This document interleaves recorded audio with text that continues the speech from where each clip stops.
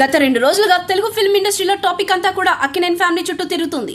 దీనికి కారణం మంత్రి కొండా సురేఖ చేసిన కొన్ని వ్యాఖ్యలు. దీనికన్నా ముందు కాంగ్రెస్ ప్రభుత్వం నాగార్జున మధ్య వార్ జరిగింది.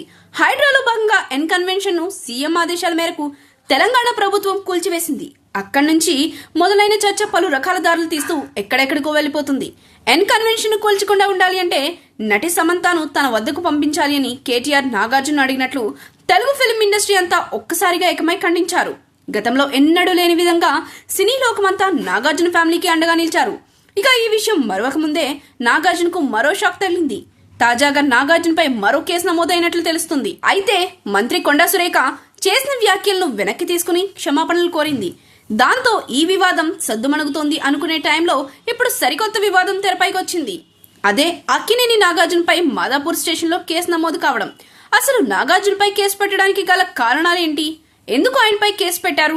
కాంగ్రెస్ ప్రభుత్వం నాగార్జునపై కక్ష సాధిస్తుందా? అసలు విషయమేంటో ఇప్పుడు తెలుసుకుందాం. అసలు విషయానికి వస్తే తమ్మిడికుంట కబ్జా చేసి ఎన్ కన్వెన్షన్ నిర్మించారు అంటూ నాగార్జునపై కంప్లైంట్ చేశారు జనం కోసం సంస్థ అధ్యక్షుడు కసిరెడ్డి భాస్కర్ రెడ్డి. దీంతో మాదాపూర్ పోలీసులు క్రిమినల్ కేసును నాగార్జునపై నమోదు చేశారు. ఇక దీనిపై నాగార్జున ఎలా రియాక్ట్ అవుతారో చూడాలి.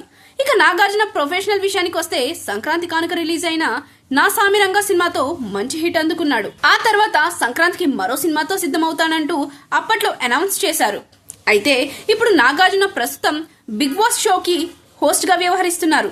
ఇక సినిమాలకు సంబంధించిన అప్డేట్స్ అయితే పెద్దగా నాగార్జున నుంచి అయితే రావడం లేదు. కుబేర సినిమాలో తమిళ హీరో ధనుష్ తో కలిసి స్క్రీన్ షేర్ చేసుకున్నారు. ఇక నాగ చైతన్య నటిస్తున్న తండేల్ సినిమా కోసం ప్రేక్షకులు ఎంతగానో ఎదురు చూస్తున్నారు. ఇక అఖిల్ కూడా ఓ సినిమాలో నటిస్తూ ఉన్నాడు.